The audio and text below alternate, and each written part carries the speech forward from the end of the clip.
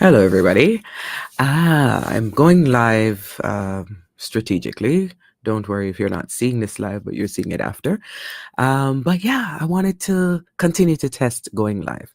So it is my first Taught the Tings for the new year. And you may be wondering, where have I been given all the things that happened in the news? So two things happened. One, I needed to calm down from all the things that happened in the news because I wanted to um not present from an emotional place when I talk about our main topic tonight. But I also started the new year kind of rough. A very, very close friend of mine, good friend and mentor, actually, when I was a younger person growing up in Jamaica. And he came to Canada years later. I'm here. We've had interactions and so on. He passed away on New Year's Day um, after a long illness. So that was not a great start to the new year. So I didn't want to go live then. Um, I tried to shake it off, and then right after that was the news about Venezuela. So I wanted to process. A lot of people have a lot of opinions, and I wanted to process what happened. I wanted to put it in context. If you know me, you know I love politics and I love history, and so I wanted the historical context for some of it. I wanted to just wrap my head around it properly. I didn't want to be another talking head because trust me, we all have an opinion on this. But I wanted to add value to the conversation, and that's what I hope to do with this show. Is to add some value to the conversation, give you something else to think about as we process this. But before we get into the main feature conversation, I wanted to wish you a happy new year. Wish you all the best for the new year. If you know me, you know I'm not really strong on what do you call it, the writing down all the resolutions. I am more of writing down my desires. I still try to do that. I haven't done it yet this year, but I believe in making a list of your desires, the things you really want, but not just the things you want. Think bigger, and that's the idea of the practice. I actually got this idea years ago when I quit a job. I was following a bunch of pundits, and one of them turned out to be Steve Harvey. And he suggested that you make a list of 300 things you want. And I'm like, there's no way there are 300 things I want. But it forces you to really like center what is it that you could want. So I offer that to you. I offer that to you, that instead of making resolutions, write down the things that you desire, and then at the end of the year you see if you got them, because I do believe writing is really a good part of the manifestation process if you believe in manifestation. So what am I going to be doing this year? One of the things I'm going to be doing is making that list. I'm going to try to stay positive this year. There's a lot of negativity going around, and Lord knows I consume a lot of it as a consumer of news. I literally like take in a lot of stuff and carry a lot of stuff. I'm trying to carry lighter this year. Also, I'm going to be saying more no's this year and adding value to my yeses. I want to say valuable yeses. When I say yes, I want them to be meaningful. I want them to add value to my life. I want them to be lucrative in terms of financially as well. So I'm going to be working on that. I'm also going to be working on not putting pressure on myself. That's why I haven't written the list yet. That's why I'm not doing this whole like resolution fiasco. No pressure. Just go through it. And I have to work on my health, especially in these hard times. I realize I can't run if trouble comes. So I need to figure that out. So I need to work on my weight and my health. There's some things going on when you get to a certain age, perimenopausal and so on. So I need to work on that.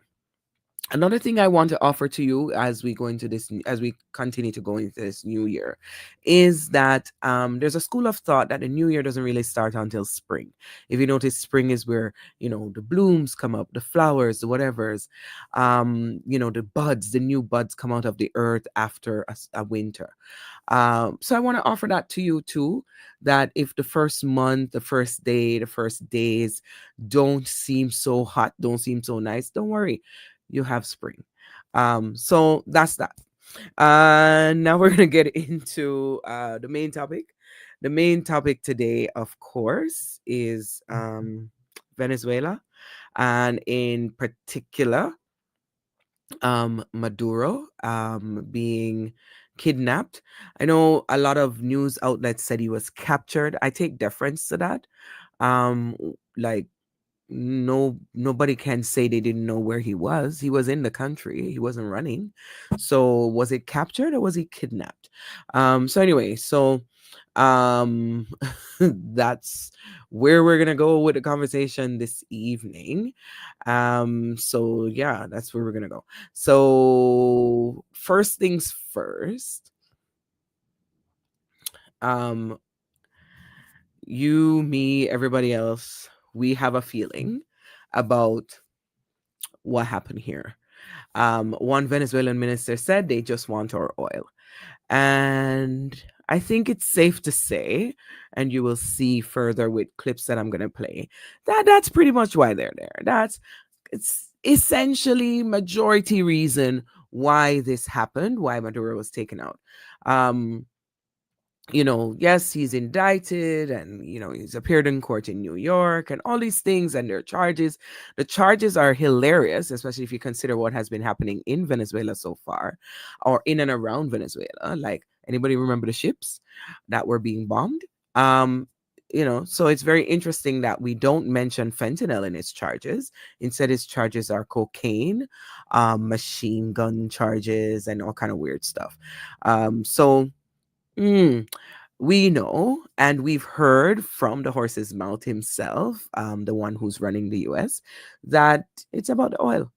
I know when they did their press conference right after the whole, taking him in and, flying him into the States and so on, the persons who spoke before the president tried to make it sound like we're just expediting a police order. We're really just arresting him for these charges. That's all this is, because they have to be very careful what they say there, and I'll talk about that further. They have to be very careful what they say there. And then he gets the mic, and you know how he is, not too smart, not too wise, loves to blow hard and wax crazy. And he goes, "It's the oil." So I think I don't think anybody can say it's not the oil. But what I wanted to put into context is that I want to put into context who is Maduro. I'm going to play a brief clip about him. And I want to put into context that damage was done in going in to get him. Apparently, over 100 aircrafts went in that early morning to get Maduro. So, and they did take out the electricity. They dropped bombs. So there's damage. I want to show you that. I want to show you that in context, Maduro was not a great guy. Like, anybody who tries to defend Maduro would be stupid. Like, we're not trying to defend Maduro. Like, everybody can say he's a despot. Everybody can say he's a dictator. Everybody can say he didn't have the best interests of his people at heart. But we can also say that if we believe in sovereignty of nations, that what happened there was actually wrong. It's, who cares if he's a dictator, to be honest, because we have a lot of other dictators that you guys are leaving willy-nilly. Nobody's going after Putin, nobody's going after Kim Jong-un. So what are we saying here? Dictatorship? Is that really what you cared about, America? Is that really what you cared about? I don't think so. As a matter of fact, um by and large, nobody was talking about the Venezuelans much until there were those deportation orders and those ships being blown up. The year prior, nobody had Venezuelans on their radar. So you don't fool me with the bleeding heart stuff, that, oh, the Venezuelans really needed him to go. Don't fool me with that. Yes, he should go, and his countrymen should figure out how to get him out. But let's not pretend that America is some moral authority here. But any case, so I want to show you um, underground damage, and of course, the diaspora of Venezuelans who are celebrating this capture.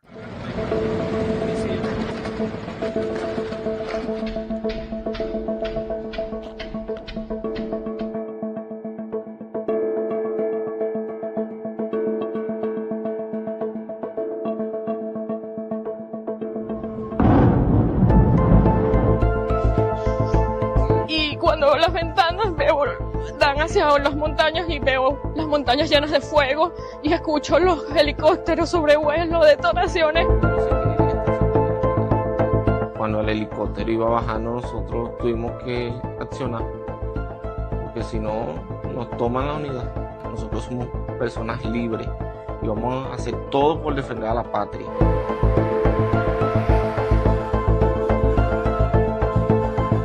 Voy a decir la verdad, yo siento mucho miedo, mucho miedo, de todos lados. Yo siento miedo por mi vida, yo siento miedo por todo lo que pase, bueno o malo, yo siento miedo igual. No sé si puede ser los nervios, puede ser que es el trauma, pues, puede ser eso, pero yo siento mucho miedo, de verdad.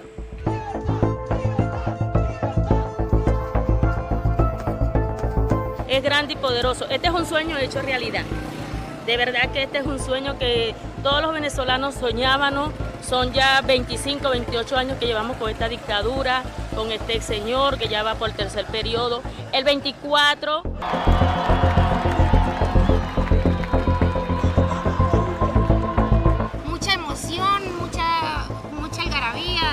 demasiada emoción de que vamos a hacer un país libre como lo éramos anteriormente, que ya no vamos a tener tanta carencia, una calidad de vida humana mejor como la que se ha tenido después de este gobierno. Prácticamente vamos a estar libres, una Venezuela libre, gracias a Dios, gracias al gobierno norteamericano del presidente Donald Trump por ayudar y interceder en este país. There you have it. There are Venezuelans, especially those outside of Venezuela, who are celebrating this kidnapping of Maduro, because he did run a dictatorship. And as you see, there's some people saying it's like 25 years of living under dictatorship and so on. So I just want to put that in context because I want to acknowledge that two things can be right at the same time. That people can be happy to see Maduro gone, and that the US intervention is a bridge way too far. The other thing that, I want to talk about is right after this happened, Donald Trump and his people, I try not to use his name. I really don't like the man. I disdain him.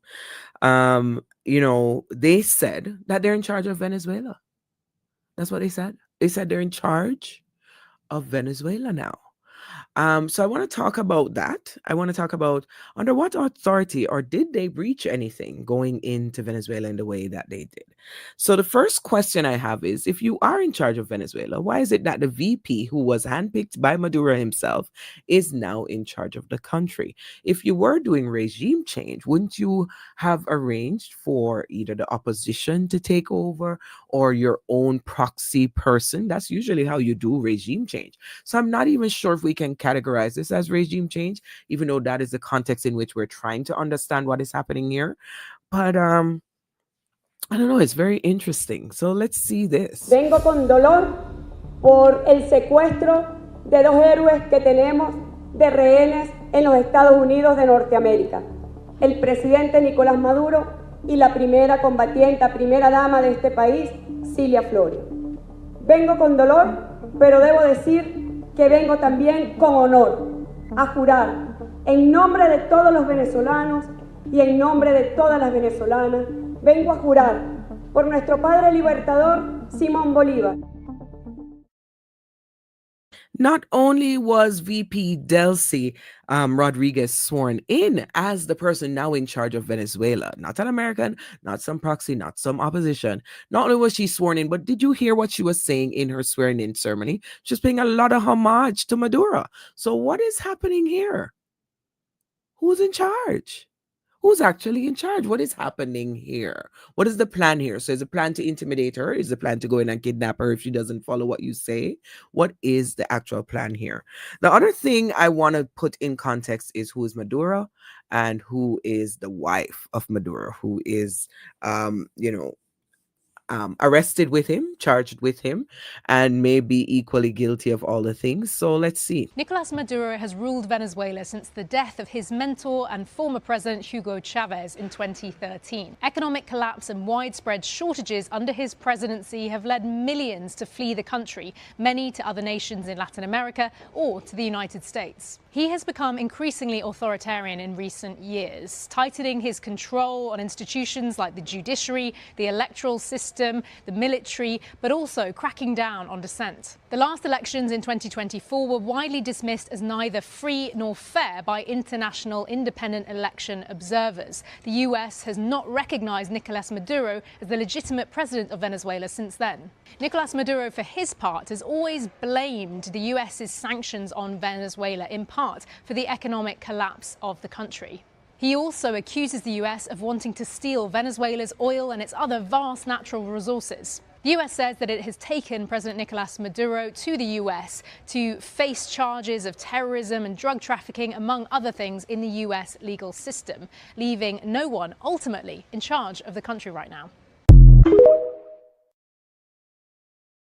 That's from BBC. And I want to play who is his wife and, how people perceive her. Celia Flores is Venezuela's first lady. She is one of the most prominent women in Venezuelan politics and at times has held higher positions than her husband, President Nicolas Maduro. She was on the legal team of the late Venezuelan leader Hugo Chavez, helping free him after a failed coup attempt in 1994. It was during that time she met Maduro. She later served as an attorney general and was the first woman to preside over the National Assembly. Her time in the assembly was controversial and was marked by restricting press access and accusations of nepotism. In July 2013, she married Nicolas Maduro and became the First Lady. The U.S. imposed sanctions on her in 2018 to target Maduro's inner circle. Flores has now been captured alongside her husband after U.S. strikes in the country. Both are in custody in New York, charged with weapon and drug offenses. Venezuela has declared a state of national emergency and denounces the military aggression.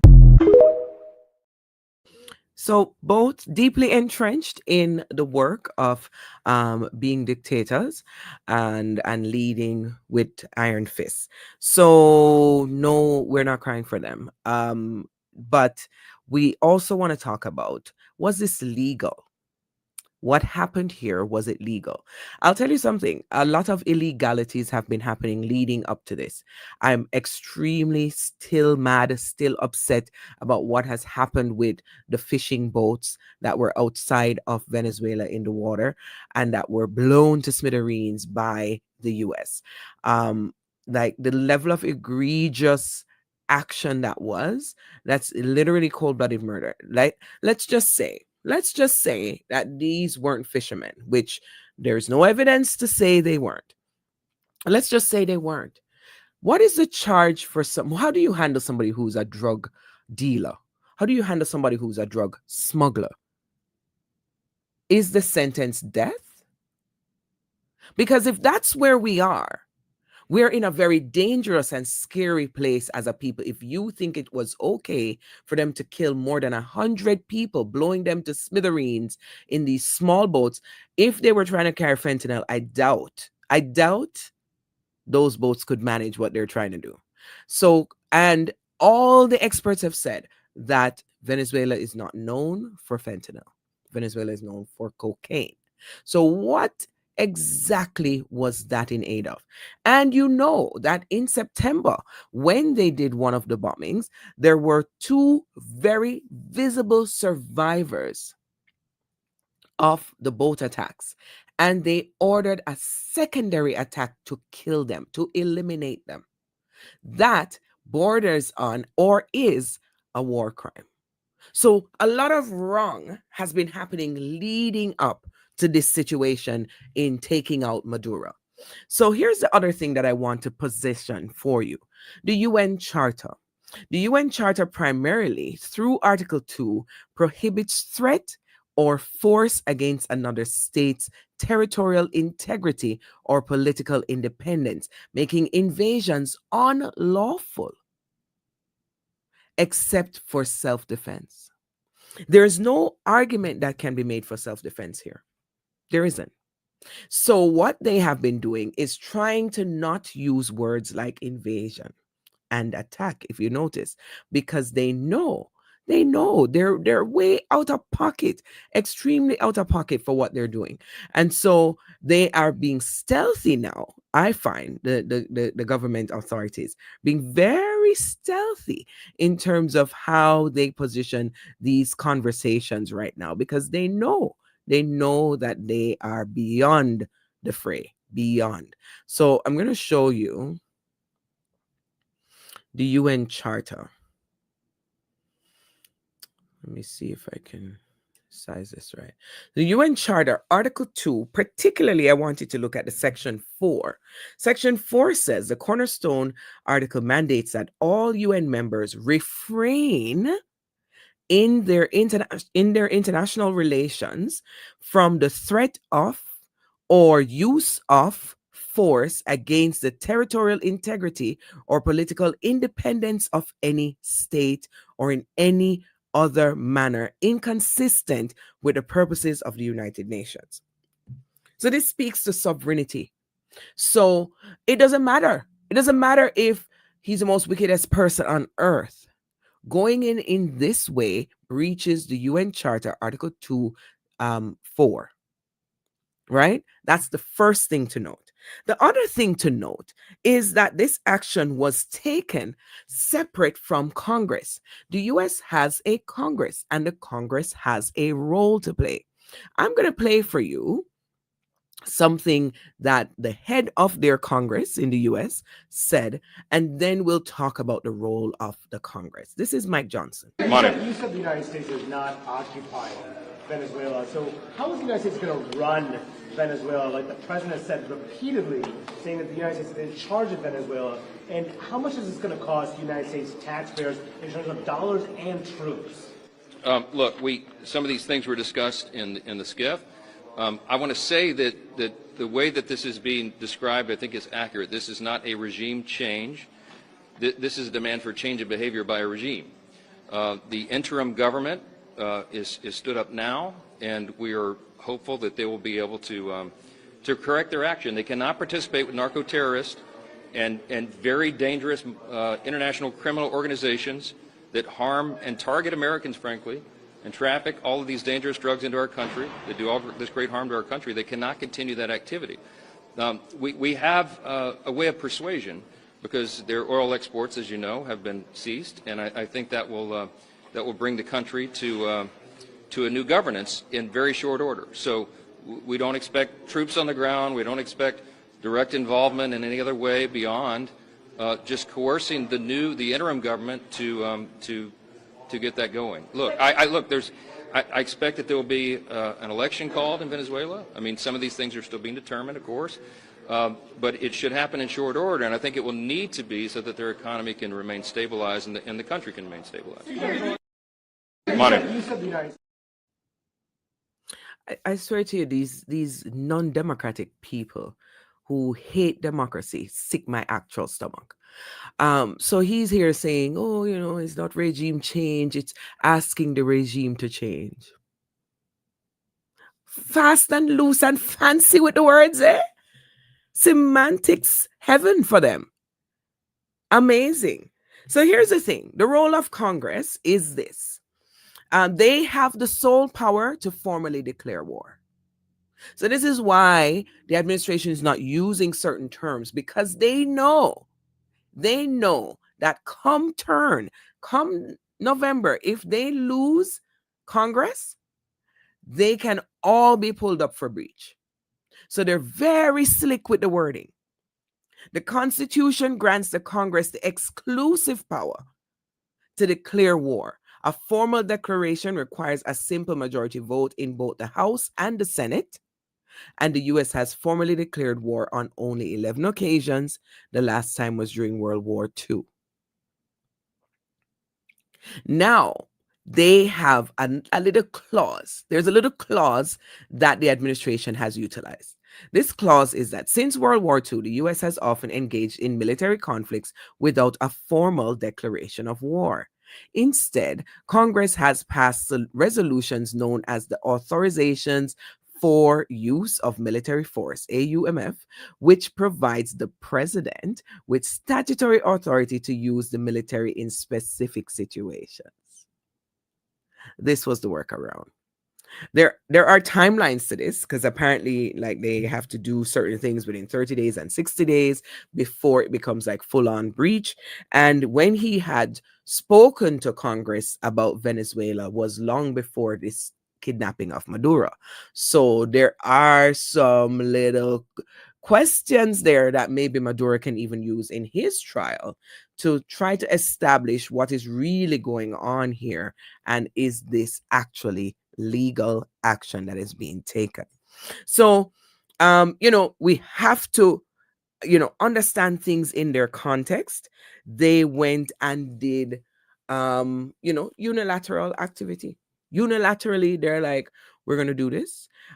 We don't care if it is in the best interest of the country. We don't care about the amount of millions that it takes to fire up those choppers and aircrafts. We don't care about the downloading of these costs to the American public. And we don't care about the fallout globally for all of these things. In fact, what I really want to talk to you about is the what's next. Because right now we're establishing all the things. Was it legal? What actually happened? And so on. But the what's next is the part that perplexes me the most. Because if this is regime change, this is their zone. This is America's zone, eh?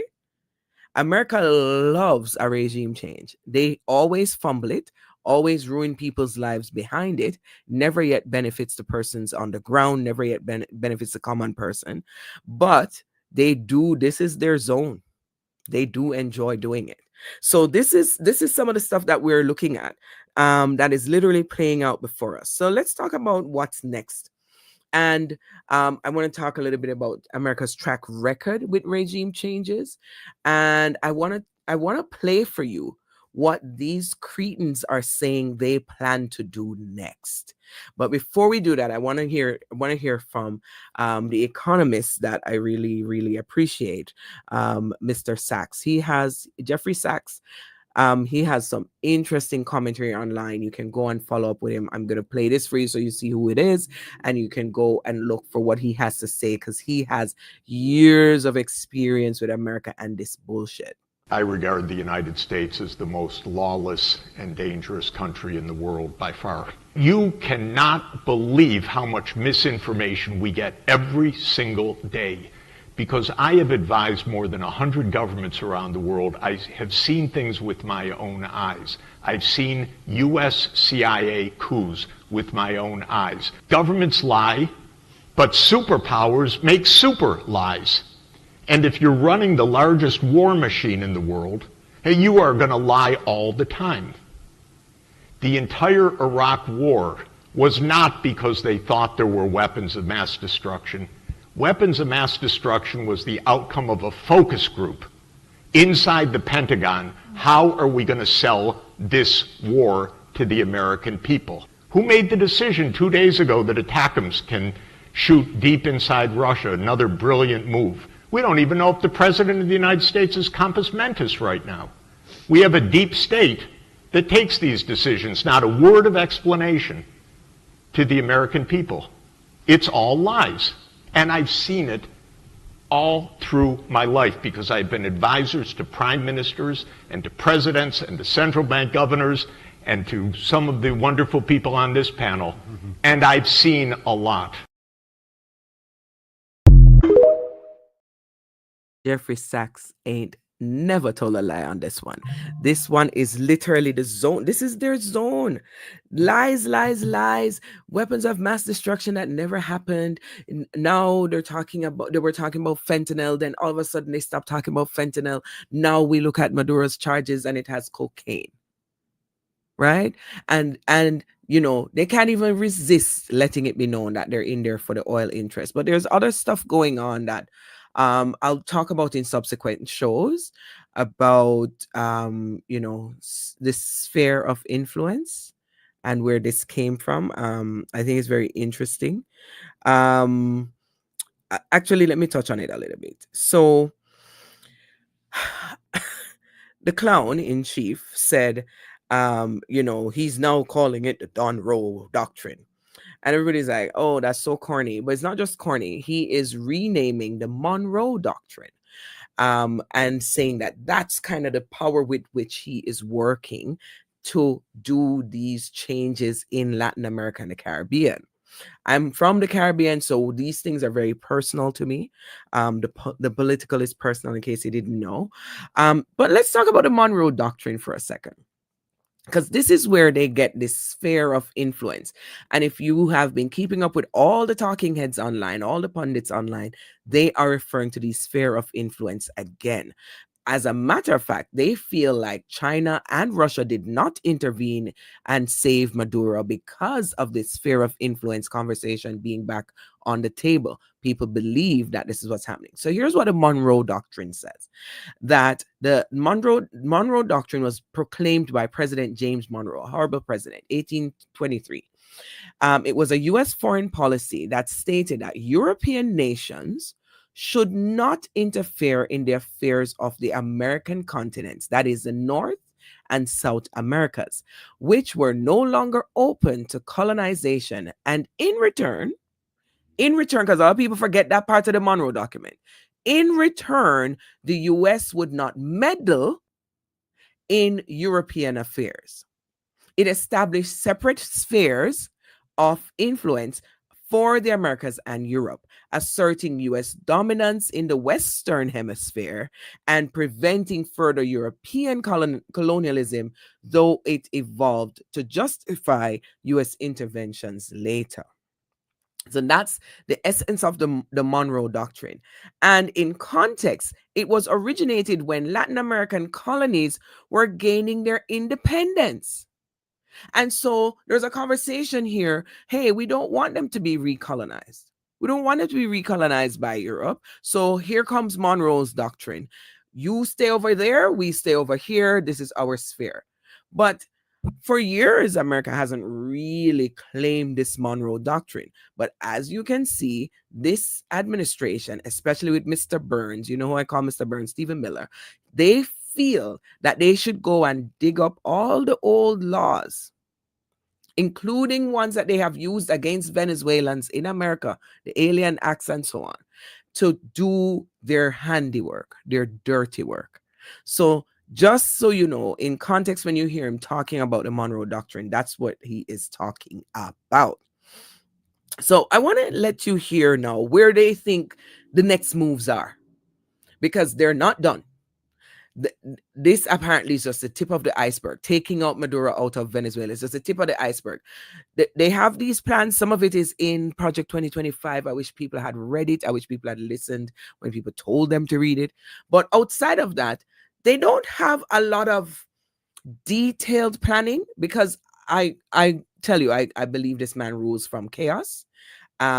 Keeps throwing spaghetti, not just at the wall, but at us.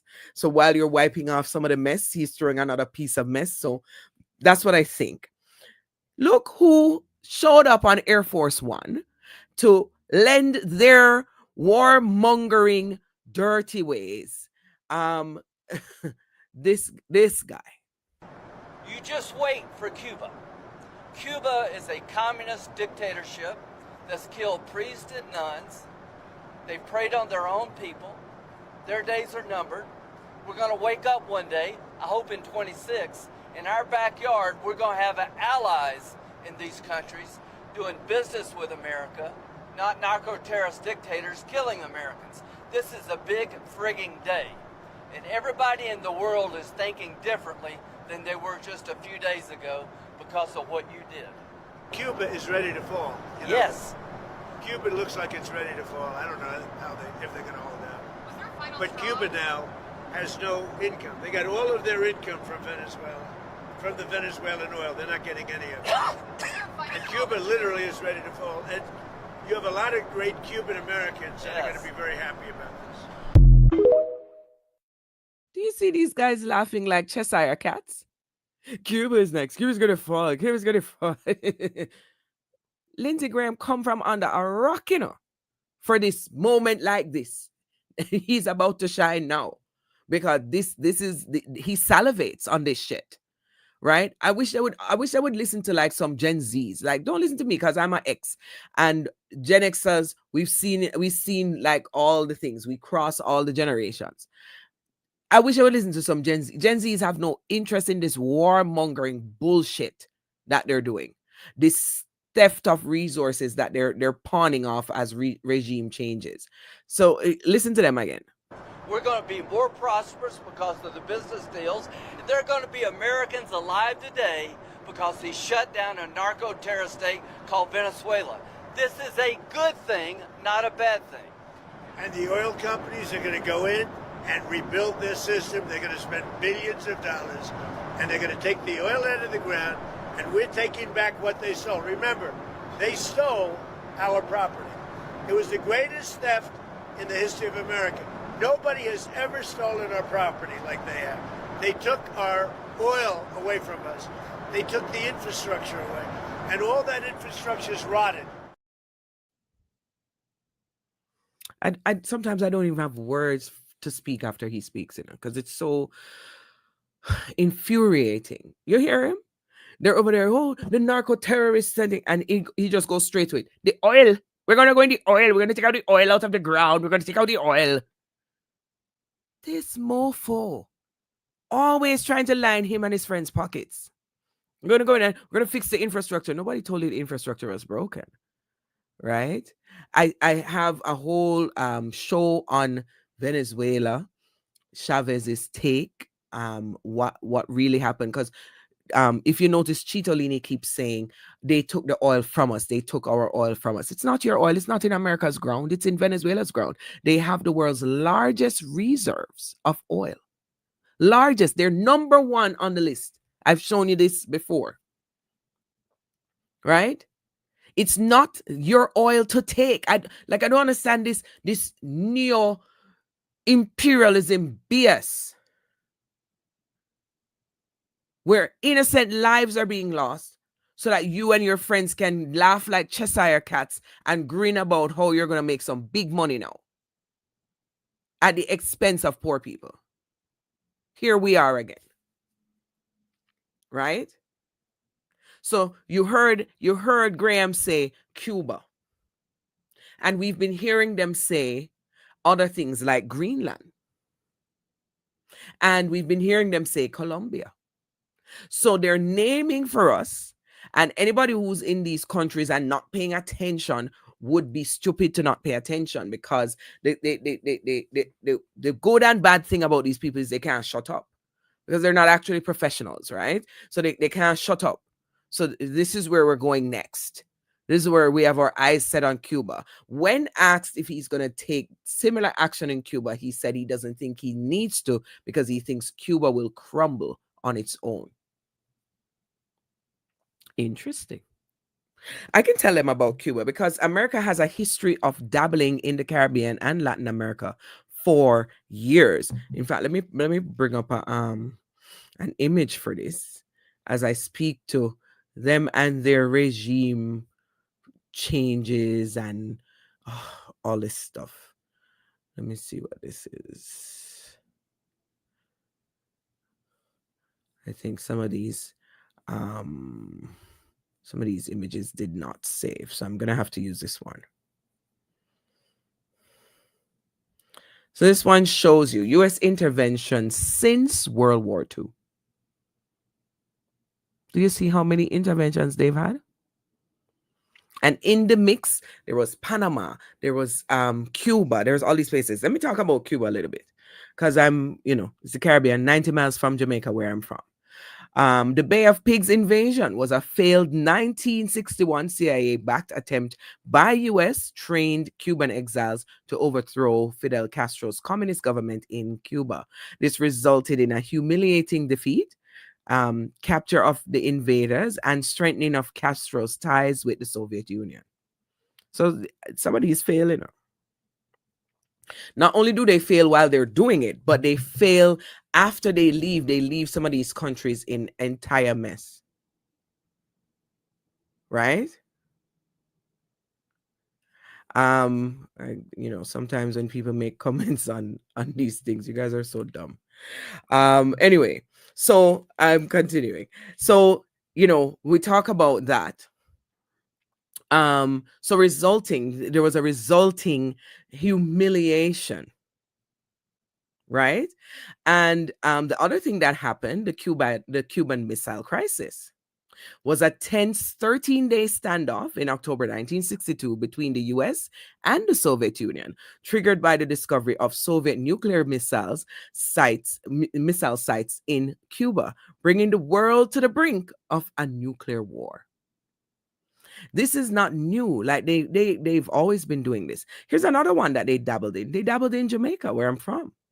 The CIA had significant covert presence in Jamaica, particularly in the 1970s and 80s, aiming to counter Soviet and Cuban influence by supporting anti-government forces, destabilizing Michael Manley's socialist government, the PNP, and potentially arming political gangs like the Shower Posse. This was to influence election outcomes, leading to accusations of involvement in political violence and assassination plots through the U.S. officially, though the U.S. officially says they didn't do anything. This is them dabbling. You can read the list for yourself. How many places they have intervened. Right? And this is, I tell people, this is their bread and butter. This is actually their bread and butter. What can we go in and steal? What resources can we go in and take? And or what does this country mean for positioning? Because sometimes they invade so that they can invade somewhere else. Right? But this list, and this is not an exhaustive list, by the way, but this shows like attempted regime change and bomb attacks in particular. Because there are other ways that they do this dabbling in the world. Like, it's so funny because Chitolini says he was going to run on, he was running on not being the world's police anymore. And here we are, kidnapping people and so on. So there's that. Another one I want to play for you is a brief summary of one of their other regime change attempts. This one was Iran. While Trump's record of attacks is stark, it's also in line with American history. After all, this is what US presidents do. Regime change. They've been in this business for a long, long time. Ask Iran. They got a taste of it way back in 1953. Their prime minister was Mohammad Mossadegh. He was a democratically elected leader, but the Americans got rid of him. Do you know why? Because he wanted Iran to benefit from its oil wealth. You see, until the 1950s, the West controlled Iran's oil, the Anglo-Iranian Oil Company. It was a British firm, and they got a bulk of the oil money. Tehran only got a limited share. Mossadegh wanted to change that. He had the support of the parliament and the people. He tried to nationalize Iran's oil fields. Britain, of course, did not like it, so they appealed to the Americans for help. And guess what the US did? They launched what was called Operation Ajax. The CIA laid the groundwork for a coup. The first attempt failed, but in 1953, the second attempt succeeded. Mossadegh was removed. The US installed a pro-Western monarchy.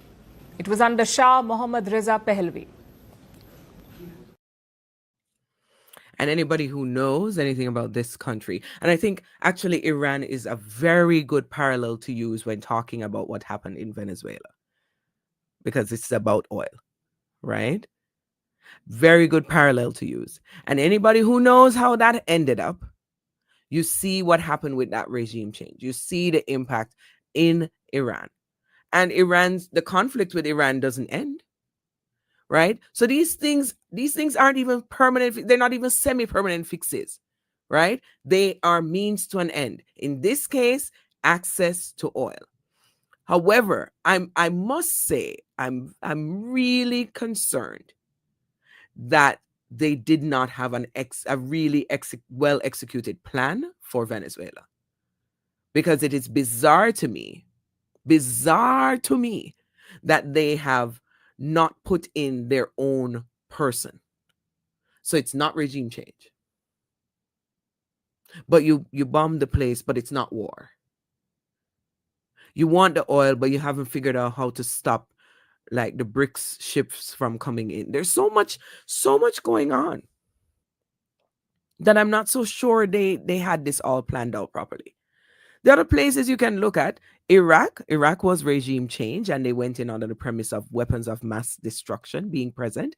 There were none. They took out Saddam Hussein, and anybody who knows what's going on in Iraq knows that it is a disaster.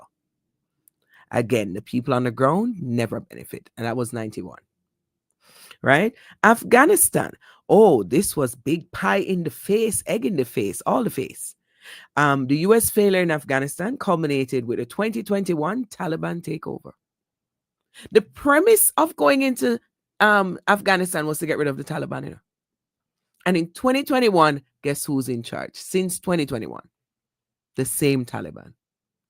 This is a word of caution to any of you who think that regime change is the thing. To any of you who think that this is some solution. This is the thing in the global landscape to do. I can tell you it isn't. And I can tell you that there are multiple evidential things that you can look at. The internet is free, folks, for use. You can do your own research. You don't have to take my word for it. But there are multiple ways that you can see that this path does not end well. Doesn't end well, definitely for the people of Venezuela. Like, what are you going to do with all the Venezuelans that you have been kicking out of America, and now you're creating additional crisis in their country? Crisis, when you create crisis in the countries that you're in, they end up forming refugee crisis. So what are we doing here? What is this cyclical madness that America is engaging in? And I'm like really frustrated by Americans who, it was bad enough you gave us this administration to cause havoc across the globe, but you have not been able to stop it. You have not been able to even halt the crazy. And you give these guys run of the media to speak all manner of falsehoods. And I see MAGA thinking this is strongman politics. Yes, go get them. You think this is gonna benefit you? Who do you think this benefits? If they do get access to the oil, because the jury is out on whether or not they're really gonna get access, and I'll show you why I say that. If you think that's really gonna happen, how does it work out in the end? Right? Because I hear you saying Greenland, and Greenland, they say, is 3 times the size of Texas. So you're gonna keep adding chaos, right? So we're gonna go after Greenland now. Just so you know, Greenland is strategically located, has resources that could benefit the US. It lies along the shortest route from Europe to North America. In case you were wondering why Greenland continues to be in the conversation, right? It is vital for US ballistic missile warning systems. In addition, Greenland has some stuff. They boast minerals, oil, natural gas. So the positioning of Greenland, here we go again. More resource theft and more positioning, more strategic positioning to tackle Europe. But I thought you guys said sphere of influence. Very interesting how these things are just happening. They're just saying it out loud. Nobody is stalling or stopping or halting. Very interesting. So here's the last clip I want to play on this topic. This video surfaced yesterday.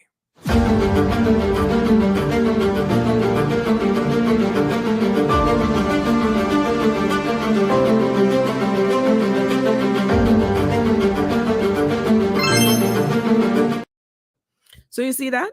BRICS ships bypassing whatever America's blockade is, because ever since they took out Maduro, they said there's a blockade. You can't get any oil unless you go through them. Well, BRICS ships got in. So the word on the street is either there is actually no physical way to stop these arrangements that were pre-made under Maduro, or You're afraid to really cause that kind of havoc in the sea.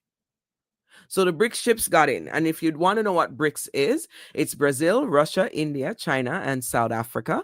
And the rumor was that Maduro was angling to see if he could join up with the BRICS because, again, Venezuela has the largest oil reserves in the world. Right? And folks, I want you to connect dots because there was an attack on Christmas Day in Nigeria, which I spoke of in my year in review. Don't think any of these words that they're throwing out are isolated. Don't think they're isolated. There is a connection between all of these things. Of course, follow the money. Of course, follow the oil. Nigeria is number 10 on the list of countries with oil reserves, with the most oil reserves. Number 10. So he's in the top 10. Nigeria is in the top 10, and Venezuela is number 1. So don't think that these things are happening in isolation or just accidentally. Don't for 1 second fall for this notion that somehow this administration cares about Christians. The same man who turns the Bible upside down when he did, his little staged thing, doesn't even know how to spell Christ. Don't think they now care about Black Nigerian Christians. The same man who's been cutting out DEI, who's been removing war memorials that are to Black, soldiers who served. Don't think there's any altruistic action here. Don't think they care about the Venezuelan people on the ground. Every time he's spoken since January 3rd has been, we're going for the oil, we're going to take out the oil, there's wealth in the ground, we're going for the wealth. It's literally, he's telling you what he wants from Venezuela. There will be a glitch. I want to discuss this in another show to come because I'm mindful of the time and I don't want to keep you long. But there is a potential glitch here. I sit in Canada, and Canada has been a source. Canada is also in the top 10 of reserves, and Canada has been a source for multiple of these top companies. So the query is being, the query that's being asked is, do you think everybody's just going to run over now, leave all their interests everywhere else around the world that they have invested millions, sometimes billions of dollars in to extract oil, and run on over now to Venezuela today? Or do you think that this will have to be a staggered thing that happens? So many things to consider here. In any case, as I wrap up on this thing, I just want to point out that I hope Americans, voters in particular, are taking note of all the breaches that are happening right now leading into November. Because he has the Supreme Court in his back pocket. Congress has decided to sit on its hand and be derelict in its duties to stop, halt, or question anything. The UN has, almost no teeth. They're meeting, I think they met either yesterday or today to have an emergency meeting to talk about this. Everybody's just talking. As for the Caribbean, the CARICOM has been silent, sitting on their hands, saying they're monitoring. So at some point, we need to empower the people to act against these things. These things are not in the interest of the people in Venezuela, and they're not in the interest of the American people, and they're definitely not in the interest of the rest of us in the world. But I am an observer, a commentator, and I like to put historical context to these things. And so I offer to you that some of the things that I spoke about today, you can do further investigation. You can look up, for example, how these failed regime changes go. Just look up the outcome. I've given you, multiple good examples today. Just look at the outcome. Look what happens after America. Right? You would think that we would have advanced beyond this mess. But apparently we haven't.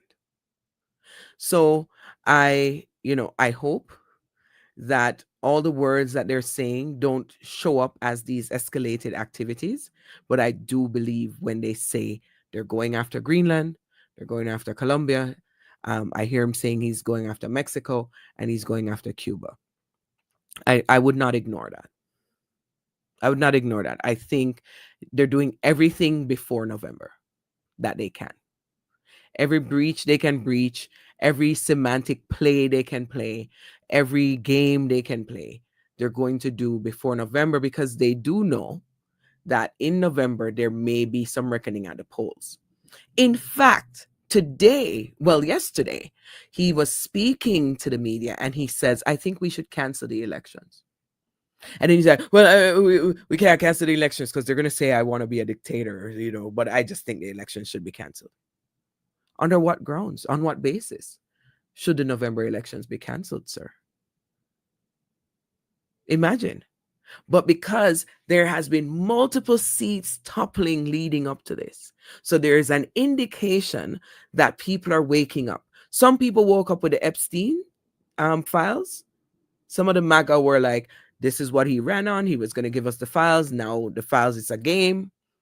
It's a game of hide and go seek, redaction. It's a joke. We're done with him. Other people are realizing that one of the major promises he made was that he would bring down the grocery prices. On day one, he said.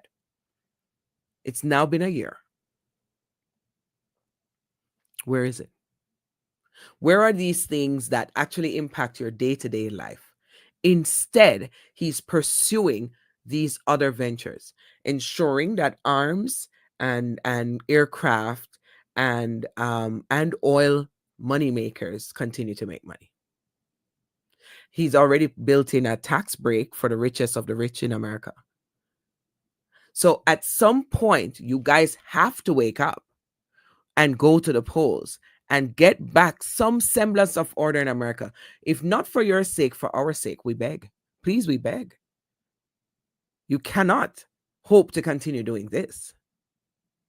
Anyway, that's it for me on Venezuela for this show. I'm going to talk about it, of course, continually, because it's a never-ending topic, to be honest. It's actually just unfolding.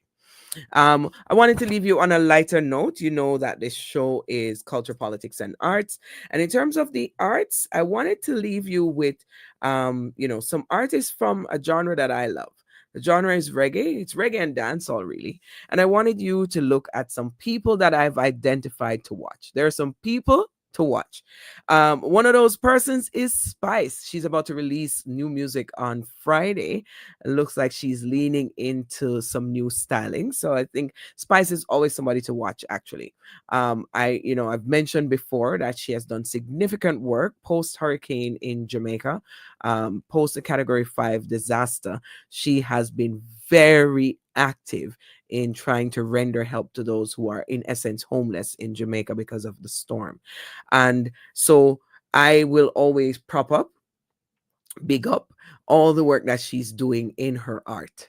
And so look out for her this year. I think she's going to be a person to watch this year as she puts out new content and as she continues to build her brand. Shensia, I think, is always somebody to watch. She just performed in Kigali in Rwanda. And she was also in Nigeria. I think this is going to be a year where we see more of her, more from her.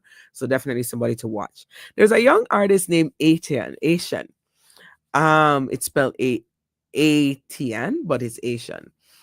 He has a very unique style. His songs are a mess, like lyrically messy. Like if you're a grown person, you're going to be like side-eyeing me about this recommendation, but I'm telling you, he's somebody to watch. His music is fun and catchy, and his style is very unique, and I think that he will continue to make waves in 2026.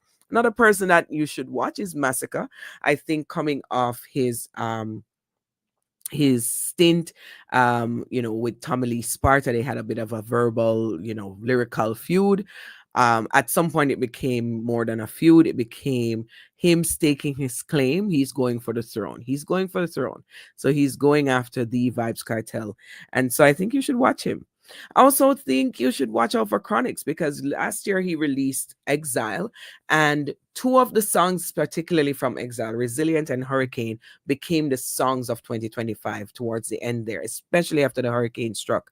And he hasn't toured the album yet. He performed only once last year, And so I think we're going to see him tour the album. I think you're going to hear more from him. And I actually think his messaging is timely. And so he's somebody to watch. And I think Skipper Dunn in dancehall is also somebody to watch. So those are the things that I wanted to leave you with on a lighter note. As I said, Happy New Year. We hope to do this weekly. Just know that I have not yet set a day that you can tune into me. So you will always have to watch these back or catch me when I go live, because I'm going to try to do more lives of it as I get more comfortable with the style that I want to use to convey the messages on Taught the Things. Taught the Things is going to be in, an interesting space that I hope we build together, where we're going to do features. I love politics, so there's always going to be politics. I love culture and I love the arts. I'm going to feature artists. I'm going to feature topics. I want to talk about grief. I think grief is underexplored or under discussed, and I want to have a feature on that, and I'm going to pick themes like that throughout the year. But yeah, we're going to be weekly, and we'll see how this continues to grow. Thank you for tuning in, and let me know what you think when you see these reposts. Let me know what you think about these topics. I think as it relates to Venezuela, I think we're all right. We're all right this time. It's about the oil. But there's more going on there. So feel free to engage with me. I will look at comments and comment back. But anyway, you take care and have a good one. See you soon.